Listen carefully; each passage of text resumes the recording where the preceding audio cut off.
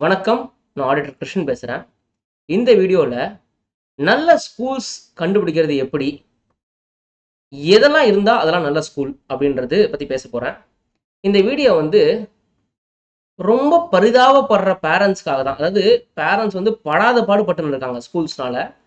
So அதுக்காக தான் இந்த வீடியோ பேச போறேன். இந்த வீடியோ யாருக்காக மெயினா பேசுறேன் அப்படின்னா, இந்த ஹையர் செகண்டரி ஸ்டூடண்ட்ஸ்க்காக. Both state board as well as CBSE 11th 12th சேர்க்க போற பசங்களோட பேரண்ட்ஸ்க்காக பேசுறது. பசங்களுக்கும் இது பொருந்தும். எப்படி ஒரு நல்ல ஸ்கூலை கண்டுபிடிக்கிறது அப்படின்றது. நீங்க பார்த்தீங்கன்னா, இந்த ரிசல்ட் அதாவது 2024ல ரிசல்ட்ஸ் பார்த்தீங்கன்னா, ரொம்ப ஒண்ணும் சூப்பர்ன்னு சொல்ற மாரி இல்ல ரிசல்ட்ஸ். அ ரொம்ப ரொம்ப ரொம்ப நல்லா படிக்கிறவங்க கூட சிபிஎஸ்இ பசங்க ரொம்ப மட்டமான மார்க் வாங்கியிருக்காங்க. அதாவது அ ஒரு 440 அந்த ரேஞ்ச்ல எதிர்பார்த்துட்டு இருந்த பசங்களே கூட 390, 410 அந்த ரேஞ்சில தான் மார்க் வாங்கியிருக்காங்க. அ பசங்ககிட்ட நான் விசாரிக்கும்போது, சார் எங்க ஸ்கூல் வந்து அந்த ஏரியால பெரிய பிராண்டு. நெறைய அட்வர்டைஸ்மென்ட் பண்ணுவாங்க. பெரிய பிராண்டு. ஆனா எங்க ஸ்கூல்ஸ்ல டீச்சர்ஸே கிடையாது. மேத்ஸ்க்கு மட்டும் 4 டீச்சர் மாறியிருக்காங்க. அப்படின்னு ஒரு ஒரு குழந்தை சொல்லுது. இன்னொரு குழந்தை சொல்லுது, சார் எங்க ஸ்கூல்ல மேத்ஸே கிடையாது. மேத்ஸ்ன்னு ஒரு ஒரு விஷயமே 11th 12th இல்ல காமர்ஸ் குரூப்க்கு அப்படின்னு சொல்றாங்க. இன்னொரு ஸ்கூல்ல டீச்சர்ஸே இல்ல சார் எங்க சப்ஜெக்ட்டுக்கு. நாங்களே படிச்சோம் சார். டீச்சர்ஸே கிடையாது. நாங்க போவோம். சப்ஸ்டிடியூட் டீச்சர் இருப்பாங்க. நீங்க படிங்கன்றவாங்க. நாங்க படிக்கிறோம் சார். இது எல்லாமே பிரைவேட் ஸ்கூல்ஸ். இதெல்லாம் நான் பேசுறது கவர்ன்மெண்ட் ஸ்கூல்ஸ் கிடையாது. ஏதோ கார்ப்பரேஷன் ஸ்கூல்ஸ், கவர்ன்மெண்ட் ஸ்கூல்ஸ், ஃபீஸே வாங்காத ஸ்கூல்ஸ்லாம் நினைக்காதீங்க. இன்ஃபேக்ட் அந்த ஸ்கூல்ஸ்ல உசுர குடுத்து நடத்துறாங்க. ஒரு 4, 5 அதாவது எல்லா சப்ஜெக்ட்டுக்கும் அந்த மாரி டீச்சர் கிடையாது. பட் ஒரு 2, 3 சப்ஜெக்ட்டுக்கான டீச்சர்ஸ் எப்படியாவது பாஸ் ஆயிடுங்கடான்னு உசுர குடுத்து நடத்தின்னு இருக்காங்க. கவர்ன்மெண்ட் ஸ்கூல்ல சில ஸ்கூல்ஸ்லலாம். இந்த அசோக் நகர்ல ஒரு கேர்ள்ஸ் ஸ்கூல் இருக்குது. சீட்டே கிடைக்காது அந்த ஸ்கூல்ல. கவர்ன்மெண்ட் ஸ்கூல்ல. அந்த அளவுக்கு அந்த ஸ்கூலுக்கு டிமாண்டா. ரொம்ப கம்மி ஃபீஸ். ரூ. 4000 5000 ஃபீஸ்க்கு நான் சொல்றேன். இப்போ பிரைவேட் ஸ்கூல்ஸ்ல சிபிஎஸ்இ இருந்தாலும் சரி, ஸ்டேட் போர்டு இருந்தாலும் சரி, மெட்ரிகுலேஷன் இருந்தாலும் சரி, ரூ. 60,000 70,000 கட்டி சேர்க்கிற ஸ்கூல்ஸோட பரிதாபத்தை நான் சொல்லிக்கிட்டு இருக்கேன். இதுல அந்தந்த பிள்ளைங்களுக்கு டியூஷன் வைக்கிற அளவுக்கு அவங்க அப்பா அம்மா கெப்பாசிட்டி இருந்தது. ஒரு சப்ஜெக்ட்டுக்கு ஒரு மாசத்துக்கு ரூ. 2000 டியூஷன் வைக்கிற அளவுக்கு கெப்பாசிட்டி இருந்தது. அப்படின்னா 3 சப்ஜெக்ட்டுக்கு அவங்க டியூஷன் போறாங்கன்னா, ஒரு மாசத்துக்கு ரூ. 6,000 அவங்க ஸ்கூல் ஃபீஸ தவிர அவங்க கட்டுறதுக்கு ரெடியா இருந்தாங்கன்னா, அந்த பசங்கலாம் ஓரளவுக்கு நல்ல மார்க்ல பாஸ் பண்றாங்க. மிச்ச பசங்களுக்கெல்லாம் தலையில துண்டு போட்ட கதை தான்.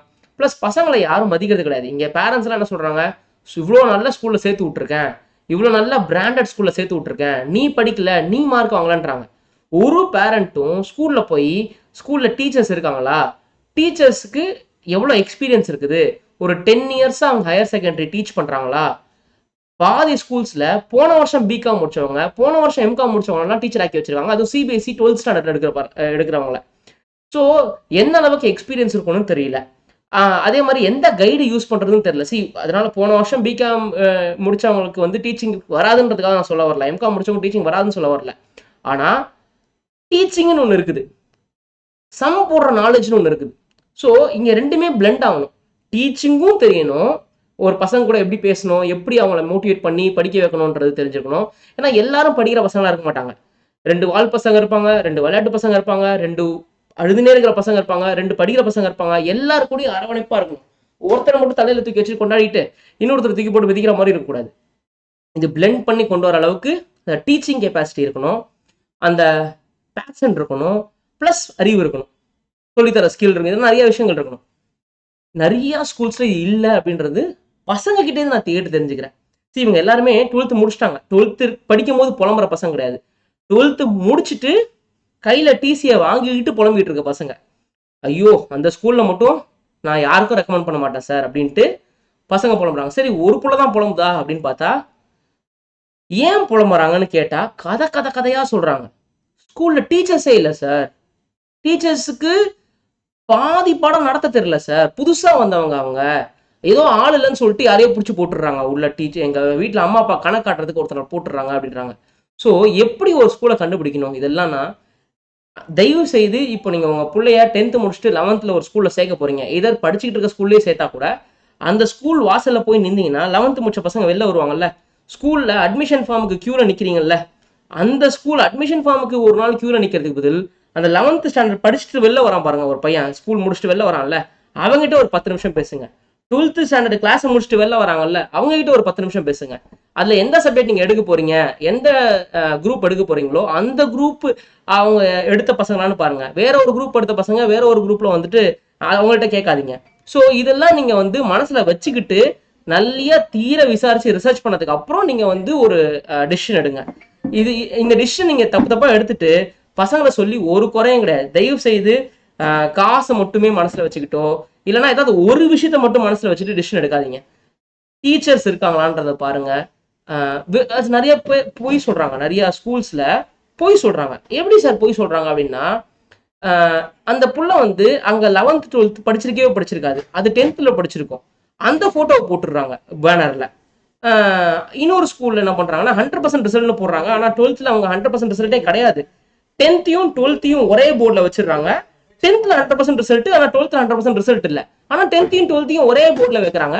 மேல 100% ரிசல்ட் போடுறாங்க. அது 10th மட்டும் தான் 100% ரிசல்ட், 12th வந்து ஒரு கோடு போட்டுருக்காங்க. அங்க அவங்க 100% ரிசல்ட் போடவே இல்லை. எப்படி எல்லாம் போய் சொல்ல முடியுமோ அப்படிலாம் போய் சொல்லிக்கிட்டு இருக்காங்க. தயவு செய்து நீங்க விஜிலண்டா இருங்க. உங்க பிள்ளையோட வாழ்க்கை. இப்போ சிஏ எடுக்க போற பசங்க அப்படின்னா, ஃபியூச்சர்ல சிஏ எடுக்க போற பசங்கன்னா நீங்க வந்து தயவு செய்து மேக்ஸ் போடுங்க. மேக்ஸ் கூட இருக்கணும். சிபிஎஸ்சினா ஜென்ரல் மேக்ஸ் கூட தேவையில்லை, அப்ளைட் மேக்ஸ் இருந்தால் போதும். ஸ்டேட் போர்டுனா பிஸ்னஸ் மேக்ஸ். மேக்ஸே கிடையாது சார், சுற்று வட்டாரத்தில் ஸ்கூலில் மேக்ஸே இல்லைனா மட்டும்தான் நீங்கள் இந்த கம்ப்யூட்டர் அப்ளிகேஷனோ ஏதோ ஒன்று எடுக்கணும். ஆனால் அப்படி எடுக்கும்போது நீங்கள் பேரலாக 11th 12th படிக்கும் போதே சிஏக்கு கோச்சிங் எடுக்க ட்ரை பண்ணுங்கள். உங்களுக்கே தெரியும், நம்ம வந்து சிஏ ஃபார் ஸ்கூல் ஸ்டூடெண்ட்ஸ் ப்ரோக்ராம்னு ஒன்று வச்சுருக்கோம். ஸ்கூல் ஓரளவுக்கு சரியில்லைன்னு முடிவு பண்ணிட்டீங்கன்னா அப்போவே அந்த கோச்சிங் ஆரம்பிச்சிடுங்க. ஏன்னா அவங்க வந்து ஸ்கூல் முடிக்கிற அளவுக்குலாம் நீங்கள் வெயிட் பண்ணிக்கிட்டு இருந்தீங்கன்னா வேலைக்கு ஆகாது. ஸோ தயவு செய்து நல்ல காஷியஸான டெசிஷன் எடுங்க. 10 பேர்கிட்ட விசாரிச்சு டெசிஷன் எடுங்க. மொக்க ஸ்கூல்ல சேர்த்துறாதீங்க. பசங்களோட வாழ்க்கை இது. மார்க் மட்டும் பிரோஜனம் இல்லைங்க. மார்க்ன்றது ஒன்று, அதாவது 500க்கு சிபிஎஸ்சினா ஒரு 460 வாங்கணுன்றது ஒன்று. அதே மாதிரி ஸ்டேட் போர்டுனா ஒரு 600க்கு ஒரு 560 மேலே வாங்கணுன்றது ஒன்று. இது மார்க். ஆனால் நாலேஜ் இல்லாமல் மார்க் மட்டும் வச்சுட்டு பிரோஜனம். நிறைய பசங்க மக படிச்சு மார்க் வாங்கிடுறாங்க. டீச்சர்ஸும் மக படிக்க சொல்றாங்க. சிபிஎஸ்சியே மோசமான நிலைமைக்கு போயிடுச்சு. சிபிஎஸ்சி பசங்களே நீங்க மக படிச்சுக்கிட்டு இருக்காங்க. ஸோ மகப்பெல்லாம் அடிக்கக்கூடாது. ஸ்டேட் போர்டே மக படிக்கலன்னு வெளில வாங்கன்றாங்க. ஆனால் சிபிஎஸ்சி பசங்க மக படிக்கிறாங்க. ஏன்னா ஸ்டேட் போர்டில் இருக்க டீச்சர்ஸ் போய் சிபிஎஸ்சியில் உட்காந்துடுறாங்க இன்னைக்கு. ஸோ எப்படி எடுக்கவே கூடாதோ அப்படி எடுத்துட்டு இருக்காங்க. இது எல்லா ஸ்கூலையும் சொல்ல வரல, சில ஸ்கூல்ஸ் நான் சொல்ல வரேன்.